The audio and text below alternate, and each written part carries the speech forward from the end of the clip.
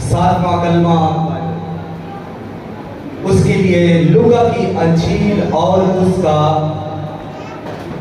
23वां बाब 44वीं आयत। Chapter number 23 from verse 44 to 47।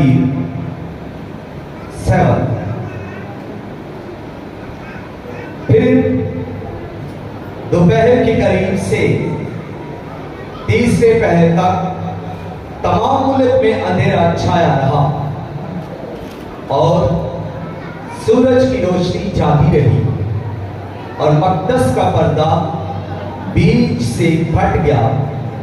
फिर यीशु ने बड़ी आवाज से पुकार कर कहा, ऐ बाप, मैं अपनी रूह तेरे हाथों में सौंपता हूं। और ये कहकर दम दे दिया।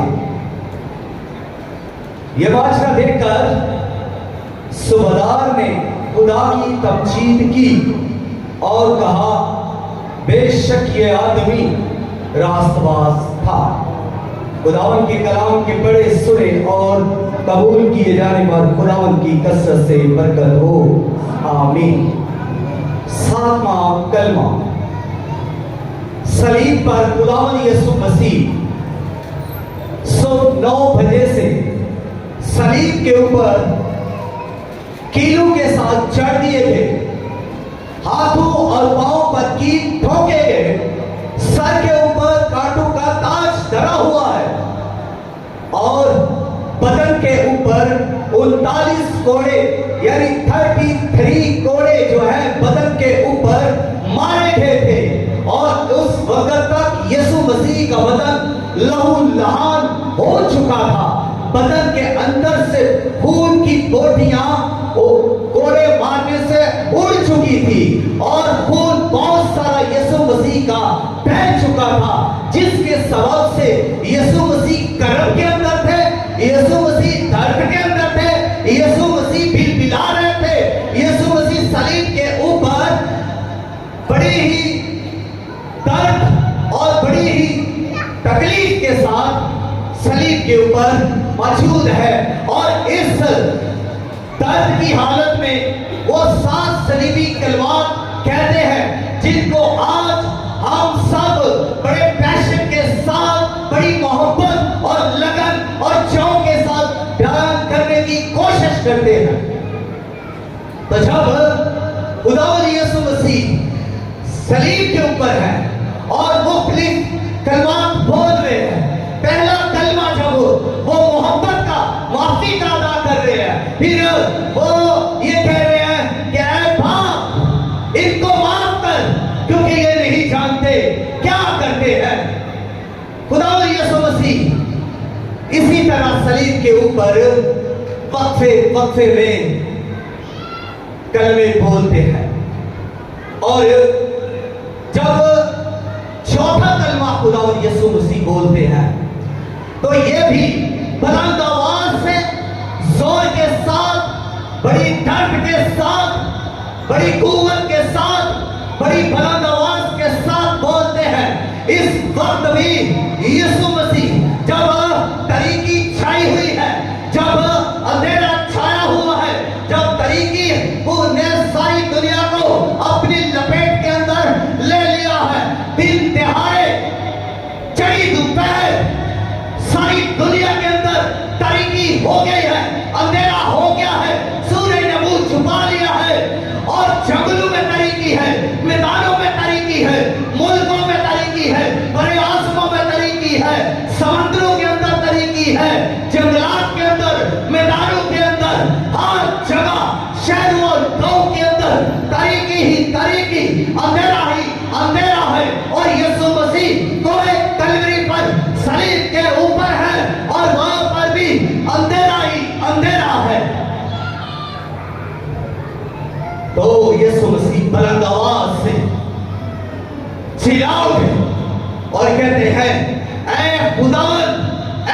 खुदा, ऐ मेरे खुदा, तूने मुझे क्यों छोड़ दिया।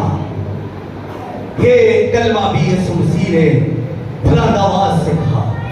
और अब जब ये 7वां कलमा है, तो 7वां कलमा भी उसी तरह जिस तरह पहले कलमे में और चौथे कलमे में खुदावंद यीशु मसीह बाप की तरफ मुतवज्जो होते हैं, बाप की तरफ रुख कर लेते हैं, ऐ बाप इनको माफ कर। और चौथे कलमे में जब ये कहते हैं कि ऐ मेरे खुदा, ऐ मेरे खुदा, तूने मुझे क्यों छोड़ दिया।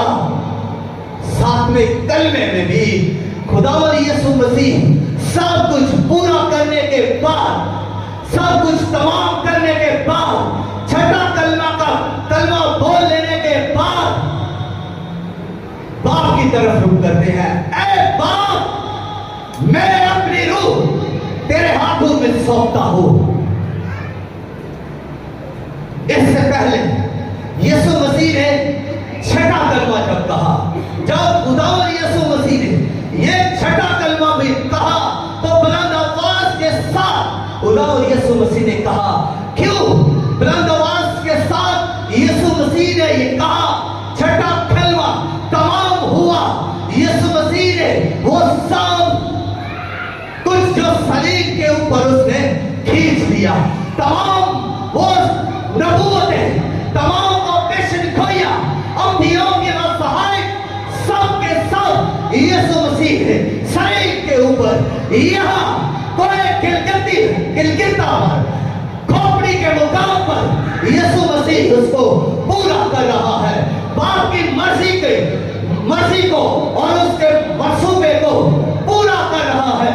और वो जंगे जो इब्लीस के साथ है, वो जंग जो गुनाह और मौत के साथ है, खुदावंद यीशु मसीह जीत चुके हैं। और इसलिए वो ना सिर्फ ये कलमा बोलते हैं, बल्कि बुलंद आवाज से वो फतहमंदी का नारा लगाते हैं, तमाम हुआ, इट इज फिनिश। और जब ये नारा लगाते हैं, फिर इस नारे के सामने कोई ताकत नहीं ठहर सकी, ना कोई रोमी ताकत, ना कोई फौजी ताकत ठहर सकी, ना कोई शैतानी कुव्वत, ना हैवानी कुव्वत, ना कोई और कुव्वत जो फौजी हो, कोई भी कुव्वत खुदावंद यीशु मसीह के इस नारे के सामने फिर ठहर नहीं सकी। और जब खुदावंद यीशु मसीह ने यह नारा बुलंद किया, तो इसके बाद साथ ही दूसरा, जब खुदावंद यीशु मसीह कलमा 7वां भी बयान करते हैं, इसके बाद खुदावंद यीशु मसीह बुलंद आवाज से जान दे देते हैं, खुदावंद यीशु मसीह मर जाते हैं। और बुलंद आवाज से नारा लगाने का मकसद एक ये था कि सब सुन ले। लाजर की कमर पर भी यीशु मसीह ने बुलंद आवाज से ही कहा था, ऐ लाजर बाहर आ। तो यहां भी वही है कि सब सुन ले। और दूसरी बात कि वो नारा जो यीशु मसीह ने लगाया है, ये उनकी अपनी मौत का ऐलान भी था। यीशु मसीह सलीब पर मर गए, और जब यीशु मसीह मर गए, जान दे दी, तो फिर ये मौत कोई मामूली मौत नहीं, ये मौत एक जलाली मौत है, ये मौत एक हकीकी मौत है। ये मौत खुदा के मंसूबे के मुताबिक यीशु मसीह की जो कलमा खुदा है, जो कलमा असली है, जो असल से खुदा के साथ है, जो कुदरत में खुदावंद यीशु मसीह खुदा की कुदरत है और खुदा की अलूहियत है और खुदा की हिकमत है। सलीब के ऊपर जब वो मर जाते हैं, तो उनके मरने से जलजला आ जाता है, तो जलजला आने के सबब से जमीन लर्ज उठती है, सारी जमीन लर्ज रही है। यीशु मसीह की डेथ हुई है, यीशु मसीह मर गए हैं, जमीन लर्ज रही है, चट्टानें तिलक गई है, पहाड़ों के अंदर शिका पड़ गए हैं, चिताने तिरह गई है, यीशु मसीह ने जान दी है, मुर्दों की कब्रें खुल गई हैं और यीशु मसीह मर गए हैं। तो मुकद्दसीन जो सो गए थे उनमें से बहुत सारे जिंदा हो गए। यीशु मसीह मर गए लेकिन मुकद्दसीन जो मुर्दे थे, जो मारे थे, जो सो गए थे, वो जिंदा हो गए। और जिंदा होने के बाद वो कब्रों के अंदर है, कब्रें खुली हुई हैं, मुर्दा जिंदा है, यीशु मसीह मर गए हैं और यीशु मसीह को भी कब्र के अंदर रखा गया। और ये जो जिंदा हुए ये तब तक अपनी कब्र से बाहर नहीं आए जब तक यीशु मसीह की कब्र ना खुली, जब तक यीशु मसीह कब्र से बाहर नहीं आए। जैसे ही यीशु मसीह कब्र से बाहर आए, ये सारे जिंदा जो हुए थे ये सब अपनी कब्रों से बाहर आ गए। और लिखा है कि मुकद्दस शहर में थे और बहुतों को दिखाई दिए, लोगों ने इनको चलता फिरता देखा, लोगों ने देखा। और बाइबल के अंदर ये दर्ज है, यीशु मसीह ने कहा, ऐ बाप मैं अपनी रूह तेरे हाथों में सौंपता हूं। हर इंसान के लिए एक रूह है जो उसकी अपनी रूह है। बाइबल बयान करती है कि हर इंसान के पास तीन चीजें हैं, बदन, जान और रूह। और रूह जो है हर इंसान के लिए एक रूह है, एक बदन है, एक जान है। लेकिन खुदावंद यीशु मसीह के पास भी एक रूह थी और उस रूह के साथ खुदावंद यीशु मसीह पर खुदा का रूह यानी पाक रूह नाज़िल हुआ। और यीशु मसीह ने जो कुछ भी किया, जो कुछ भी कहा, जो कुछ भी मौज से किए, अगर मुर्दों को जिंदा किया है, तूफानों को थमाया है, पानियों पर चला है, बीमारों को अच्छा किया है, तो पाक रूह की कुदरत के वसीला से। और आज भी जो शख्स यीशु मसीह पर ईमान रखता है, ईमानदारों के पास, सच्चे ईमानदारों की बात कर रहा हूं, उनके पास भी दो रूहें हैं। एक वो रूह जो उनको बदन के लिए दी गई, एक रूह वो जो उनको पाक रूह दिया गया ताकि खुदा के जलाल के लिए काम कर सके। और खुदावंद यीशु मसीह को अपनी रूह पर इख्तियार था।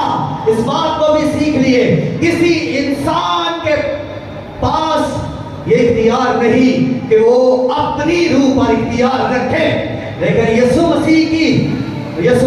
मसीह को अपनी रूह पर इख्तियार था कि वो अपनी रूह पर इख्तियार रख सके। इसलिए यीशु मसीह ने कहा, मुझसे कोई जान लेता नहीं, मैं अपनी जान अपनी मर्जी से लेता हूं और फिर ले लेता हूं। यीशु मसीह के पास रूह देने का इख्तियार है। और फिर यीशु मसीह रूह बदन से ज्यादा रूह की फिक्र करने के लिए भी कहते हैं। यीशु को बदन से ज्यादा रूह की फिक्र थी और यीशु मसीह ने अपनी रूह बाप के सुपुर्द की। और हमारे लिए भी यह है कि हम अपने बदन से ज्यादा अपनी रूह की फिक्र करें। हालांकि हमें अपनी रूह पर इख्तियार नहीं, हम अपनी रूह को सुपुर्द नहीं करते, हमारी रूहों को फरिश्ते ले जाते हैं। और दूसरी अगली जो बात है, यीशु मसीह को अपने उस अगले मुकाम का भी पता है, लेकिन हमें कई बार ये पता नहीं होता कि हमारी रूह जो बदन से ले ली जाएगी वो कहां पर जाएगी, वो आलमे अरवाह में छोड़ी जाएगी या कि खुदा के फरदौस में पहुंचाई जाएगी। और खुदावंद यीशु मसीह को ये पता था, इसलिए उसने कहा डाकू से कि तू आज ही मेरे साथ फिरदौस में होगा। यीशु को मालूम था कि मैं अपनी रूह में फिरदौस में जा सकता हूं और मैं जाऊंगा, इसलिए उसको अपने उस मुकाम का इल्म था। फिर खुदावंद यीशु मसीह ने अपनी रूह बाप के हाथों में सौंपी है, फरिश्तों के हाथों में नहीं। फरिश्ते यीशु की रूह पर इख्तियार नहीं रखते। यीशु मसीह फरिश्तों का खुदा है। यीशु मसीह फरिश्तों पर इख्तियार रखता है। यीशु मसीह फरिश्तों को भेजने वाला खुदावंद है।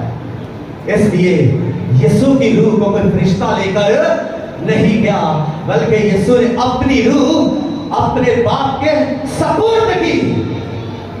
और फिर इसके बाद खुदावंद यीशु मसीह आलम अरवा में अपनी रूह में, यानी बाप रूह में, कैदी रूहों में जाकर मनादी भी करने, वो जो अगले जमाना में नाफरमान थी उनमें जाकर, वो रूह में जाकर मनादी भी कर रहे हैं। तो इसलिए हमें इस बात का ख्याल करना चाहिए कि हम अपनी रूह जो है उसकी फिक्र करें। अगर जब हम उस पर इख्तियार नहीं रखते, मरने के बाद हमारी रूहें फरिश्ते ले जाते हैं और जो ईमानदार है उनकी रूहें खुदा के पास, तख्त के पास पहुंचाई जाती है मुकद्दसीनों के साथ। खुदावंद इस कलाम के वसीला से हम सबको बरकत दे, आमीन।